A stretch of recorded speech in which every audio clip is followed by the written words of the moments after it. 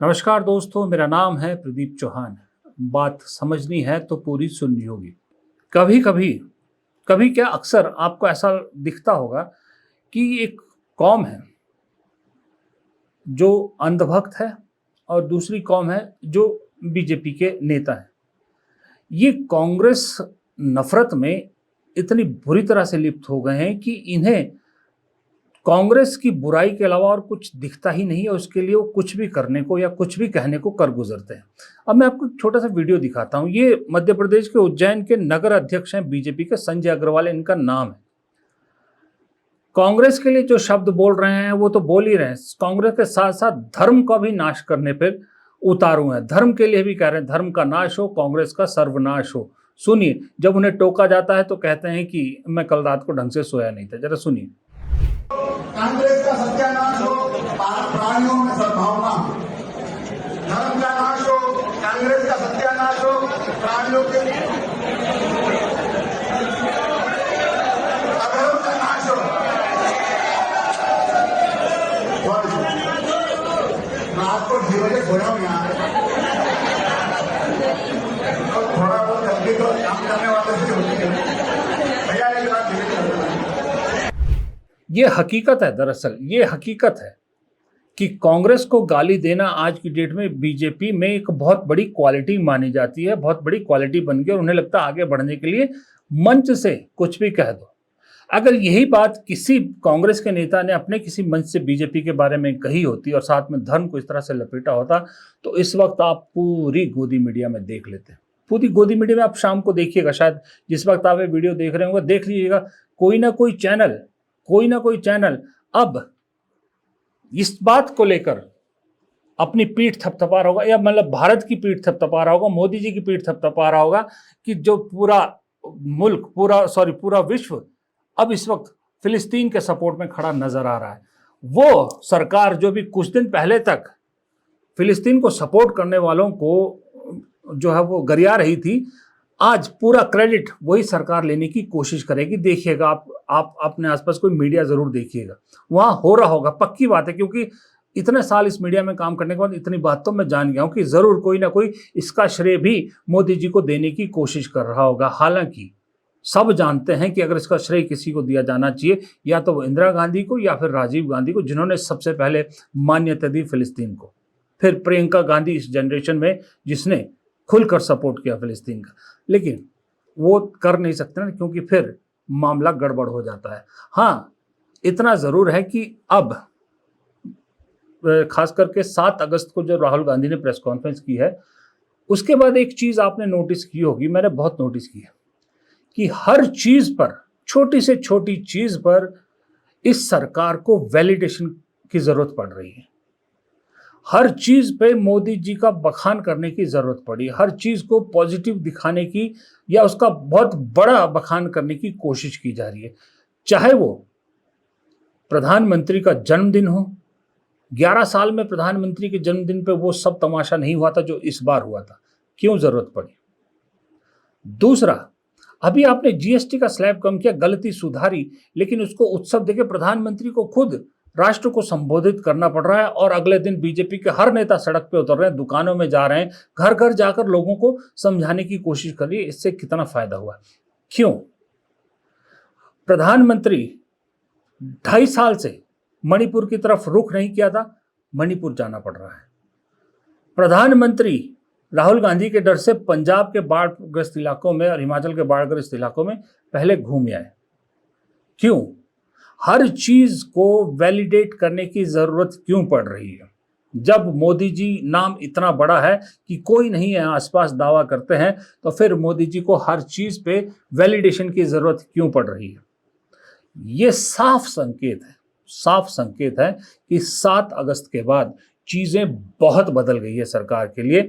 और वो जो हाइड्रोजन बम का दावा राहुल गांधी ने किया हुआ है, उस हाइड्रोजन बम की धमाके से पहले ही बहुत बड़ी धमक इस वक्त धुक धुक कर रही है मोदी जी के दिल में, शाह जी के दिल में और बीजेपी के दिल में, कि उसमें न जाने क्या होगा। क्योंकि 2 प्रेस कॉन्फ्रेंस राहुल गांधी ने जो अभी तक की है, दोनों में से उनके किसी भी सवाल का जवाब ना तो चुनाव आयोग दे पाया है और ना ही बीजेपी दे पाई है। ओल जलूल चीज़ों से डिफेंड करने की कोशिश की जा रही है, राहुल गांधी को गलत साबित करने की कोशिश की जा रही है, लेकिन उनके किसी सवाल का जवाब नहीं दिया। और ये देश पूछ यही रहा है कि भाई उसके सवालों का जवाब क्यों नहीं दे देते। लीडर ऑफ ऑपोजिशन है, उसके सवालों को सही से जांच करके जवाब क्यों नहीं देते। अगर वो गलत है तो उसको गलत साबित क्यों नहीं करते। सब कुछ कर रहे हैं लेकिन जवाब नहीं दे रहे। ये एक सबूत है इस चीज का कि कितना हिल चुका है सिस्टम, कंप्लीटली हिल चुका है सिस्टम। जीएसटी को वापस लेना, एमएसएमई की बात करना, जातीय जनगणना का हाँ भरना, ये सब इसी का एक नतीजा है कि किसी भी तरह से मोदी जी चाह रहे हैं कि कोई भी लूपहोल या कोई छेद, कोई दरार दिखे ना किसी को, दरार को ढकने की कोशिश, हर संभव कोशिश की जा रही है। लेकिन जब आम धमाके से दीवार में तरेड़ आ सकती है तो हाइड्रोजन धमाके से तो बहुत कुछ टूटेगा, फूटेगा और सामने आएगा। कि बीजेपी ने पहले तो सिर्फ राहुल गांधी को सही साबित करने की कसम खाई थी, अब तो ऐसा लग रहा है कि प्रियंका गांधी को भी सही साबित करने की कसम बीजेपी ने खा ली। कहा है कि दोनों भाई बहनों को सही साबित करके रहेंगे। जो वो करते हैं, जो कहते हैं, पहले हम उसको बदनाम करते हैं, फिर बाद में उसी थूक को चाटते हैं और प्रियंका गांधी राहुल गांधी को सही साबित करते हैं। लेकिन राहुल गांधी को तो देश में ही सही साबित करते थे, मोदी जी सही साबित करते हैं, सरकार सही साबित करती है। प्रियंका गांधी को तो दुनिया ने सही साबित कर दिया। अब ये बीजेपी नेता कहाँ मुंह छुपाए फिरेंगे। मैं किस बारे में बात कर रहा हूं मैं आपको बताता हूं। ये तस्वीर याद है आपको, स्क्रीन पर है आपको। ये संसद में प्रियंका गांधी विंटर सेशन में, शायद बजट सेशन था मेरे ख्याल से, एक बैग लेके गई थी जिसमें पैलेस्टीन को यानी फिलिस्तीन को सपोर्ट किया था उन्होंने। ये याद है, ये तस्वीर और ये प्रियंका गांधी के उस दिन के विजुअल बड़े वायरल हुए थे और पूरी ट्रोल आर्मी, पूरी आईटी सेल और पूरा बीजेपी सिस्टम प्रियंका गांधी के पीछे पड़ गया था। प्रियंका गांधी को एंटी नेशनल, प्रियंका गांधी फिलिस्तीन, Bangladeshi, Pakistani supporter, anti India, क्या क्या नहीं कहा था और किस नेता ने नहीं कहा था। गिरिराज सिंह से लेके मध्य प्रदेश के मंत्री से लेके योगी आदित्यनाथ तक सब ने अपने अपने इलाके में प्रियंका गांधी के इस कदम की भर्त्सना की थी, क्योंकि इजराइल के जो प्रधानमंत्री हैं नेतन्याहू, वो मोदी जी के खास दोस्तों में हैं। तो प्रियंका गांधी ऐसे में अगर संसद में पैलेस्टीन का बैग लेकर आती है, फिलिस्तीन को सपोर्ट का बैग लेकर आती हैं, तो फिर जलना तो लाजमी था। देखिए, वो इंदिरा गांधी की पोती है, जवाहरलाल की परनातनी है, तो वो कुछ भी कर सकती हैं। उनको फिलिस्तीनी से प्रेम है, पाकिस्तानी से प्रेम है, बांग्लादेश से प्रेम है, उनको हिंदुस्तान से प्रेम नहीं। कल कांग्रेस की एक नेत्री संसद में फिलिस्तीन का बैग लेके घूम रही थी और हम यूपी के नौजवानों को इजराइल भेज रहे हैं। वहां पर यूपी के अब तक लगभग 5,600 से अधिक नौजवान इजराइल गए हैं निर्माण कार्य करने के लिए, और हर नौजवान रहने का फ्री, खाने का फ्री और 1.5 लाख रुपए उसको वहां पे अतिरिक्त तो मिल रहे हैं और पूरी सुरक्षा की गारंटी भी है। ये बयान याद है, पुराने बयान है ये, प्रियंका गांधी के इस बैग को लेकर क्या क्या कहा था। इसके अलावा भी बहुत से नेताओं ने, देखिए आपकी स्क्रीन पे, अनुराग ठाकुर हो गए या केशव मौर्य हो गई, बहुत सारे नेताओं ने, उस दिन बाढ़ आ गई थी भाई साहब, प्रियंका गांधी के पीछे ऐसे पड़ गए थे। प्रियंका गांधी ने ना जाने कितना बड़ा गुनाह कर दिया था। हालांकि गौरव गोगोई प्रियंका गांधी के सपोर्ट में कांग्रेस की तरफ से खड़े हुए थे, और प्रियंका गांधी बहन तो किसकी है, बहन राहुल गांधी की है ना। जब फिलिस्तीन को बांग्लादेश में हिंदुओं के साथ जो अत्याचार हो रहा उसके साथ कंपेयर कर रहे थे बीजेपी, तो प्रियंका गांधी ने भी ईंट का जवाब पत्थर से दिया और अगले दिन बांग्लादेश में जो हिंदू है उनके साथ खड़े होने का बैग लेकर आ गई। मुंह पर तमाचा मारा बीजेपी के, तब कुछ नहीं बोले, तब शांति चुप। लेकिन यहीं तक नहीं रुकी प्रियंका गांधी, प्रियंका गांधी ने बीजेपी को यह भी बताया कि मोरल पुलिसिंग का मुझे लेकर हक बीजेपी को किसी ने नहीं दिया। Who is going to decide what clothes I wear now? Who's going to decide that? That's typical patriarchy, that you decide what clothes women wear also. Okay, ma'am. I don't subscribe to that. I will wear what I want.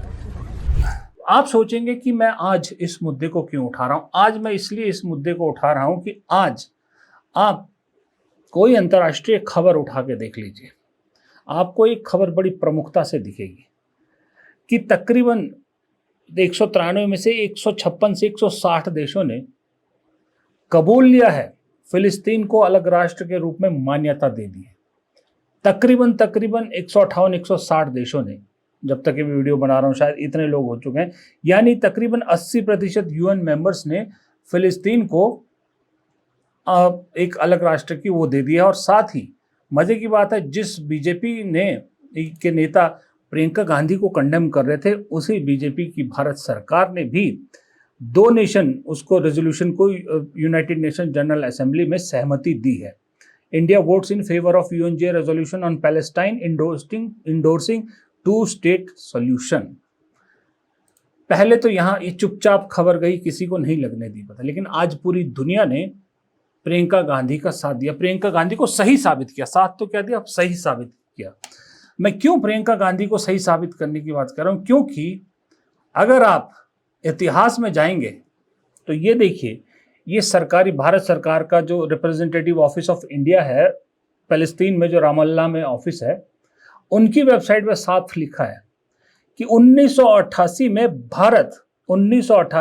Bharat पहला ऐसा देश था जिसने फिलिस्तीन राज्य को मान्यता दी थी 1988 में। और 1996 में भारत ने अपने रिप्रेजेंटेटिव ऑफिस गजा में खोल दिया था, जो बाद में 2003 में रामल्ला में शिफ्ट किया। और 1988 में इस देश के प्रधानमंत्री कौन थे? इस देश के प्रधानमंत्री थे प्रियंका गांधी के पिताजी राजीव गांधी। राजीव गांधी ने सबसे पहले फिलिस्तीन को जो है वो, ये सरकारी डॉक्यूमेंट बता रहा, सरकारी वेबसाइट में ये है भारत सरकार कि सबसे पहले मान्यता दी थी। और आज तकरीबन 160 देश उस लाइन पे है, यानी कि नेतन्याहू के लिए समस्या बढ़ रही है। आज मैं पूछना चाहता हूं, वो अनुराग ठाकुर, वो योगी आदित्यनाथ, वो गिरिराज सिंह, आज वो कहाँ है? आज क्यों वो प्रियंका गांधी को क्रिटिसाइज नहीं कर रहे? आज क्यों उस दुनिया के उन देशों को क्रिटिसाइज नहीं कर रहे हैं जो फिलिस्तीन को एक अलग राज्य के रूप में, अलग देश के रूप में मान्यता दे रहे हैं? क्यों भारत सरकार के 2 नेशन जो उसको सपोर्ट करने की रेजोल्यूशन को सपोर्ट करने को क्यों भर्त्सना नहीं कर रहे हैं? कहाँ है? क्योंकि उन्हें मालूम है ना, अगर सामने आएंगे तो थूक के चाटना पड़ेगा। देश में पिछले 8-9 साल में 2 दर्जन बार सही साबित राहुल गांधी हुए हैं। प्रियंका गांधी सांसद के तौर पे पहली टर्म है, और पहली ही टर्म में बता दिया कि प्रियंका गांधी को हल्के में लेना बीजेपी की भारी भूल होगी। और साथ ही मुझे ऐसा लगता है एक संदेश और छुपा है इसमें कि अगर कांग्रेस की या इंडिया गठबंधन की सरकार आती है तो प्रियंका गांधी विदेश मंत्री के लिए एक प्रबल दावेदार हो सकती है। जिस तरह से उन्होंने एक हिम्मत दिखाई पहली बार की महिला सांसद ने कि भारतीय संसद में फिलिस्तीन के सपोर्ट में उतरी, खुल के सामने आई। सबको मालूम है कि फिलिस्तीन के जो नेता थे पीएलओ के यासिर अराफात, उनके साथ इंदिरा गांधी, इनकी दादी के कैसे संबंध थे। वो एक बहन मानते थे उनको, इंदिरा गांधी को अपनी बहन मानते थे, ये संबंध थे। इसलिए प्रियंका गांधी के पिता ने सबसे पहले भारत की तरफ से जो है रिकॉग्निशन दी और प्रियंका गांधी सपोर्ट में उतरी। हालांकि धर्मांध से जो लड़ रही बीजेपी है, लगातार उस दिन मैंने कहा ना, उस दिन 2 दिन तक प्रियंका गांधी के पीछे पड़े रहे। लेकिन प्रियंका गांधी, मुझे कभी कभी ऐसा लगता है राहुल गांधी से भी ज़्यादा मजबूत है। वो हंसती हैं, बल्कि जब उनको ट्रोल किया जाता है वो हंसती हैं। और अगले दिन बांग्लादेश का बैग लेके आ गई और सीधा मुंह पे ऐसा करारा तमाचा मारा जो जो उनको क्रिटिसाइज कर रहे थे फिलिस्तीन के, कि वो छुपते फिर रहे थे। खैर, इस वीडियो को यहीं ख़त्म करता हूँ, लेकिन जाते जाते एक और चीज़ का जिक्र करना भी ज़रूरी है, जो असम में, असम के महान कलाकार या बहुत अच्छे सिंगर जुबिन गर्ग आज पंचतत्व में विलीन हो गए। लेकिन जितना हुजूम उस एक शख्स के लिए 3 दिन में असम में देखा है, मैंने भारत में नहीं देखा। एक अलग ही लोगों में जो मोहब्बत जुबिन गर्ग के लिए थी, मैंने सोचा भी नहीं था। आपने कब देखा कि एक कलाकार, एक सिंगर का अंतिम संस्कार हो रहा है और उसका गाना वहाँ बज रहा है और हजारों की संख्या में वहाँ मौजूद लोग वो गाना गुनगुना रहे हैं। ये असम में हुआ है और ये बताता है कि असम या नॉर्थ ईस्ट के लोग अपने कलाकारों से, अपनी ज़मीन से जुड़ी, अपनी कला से जुड़े लोगों से कितनी मोहब्बत करते हैं, कितना प्यार करते हैं। जुबिन गर्ग की मौत कैसे हुई, क्या कंट्रोवर्सी है, वो अलग कहानी है। उस पर किसी और दिन वीडियो बना दूंगा अगर आप लोग कहोगे, उसका जिक्र अभी नहीं करूंगा। लेकिन जो उनके जिस दिन उनका पार्थिव शरीर आया, उस दिन जो भीड़ उमड़ी असम की गलियों में, सड़कों पर, गुवाहाटी के सड़कों पर, वो अपने आप में अनप्रेसिडेंट था। और उसके बाद जो अंतिम संस्कार में जो दृश्य, जो सीन देखने को मिले, वो आपके दिल तक पहुंचते हैं। इसलिए जाते जाते मैं आपको उनके अंतिम संस्कार के वक्त जिस तरह से लोग गाना गा रहे थे, उनके गाना बजाया जाते गा रहे थे, उन आखिरी पलों के साथ आज का मैं ये वीडियो ख़त्म करता हूँ। देखिए ज़रूर। नमस्कार।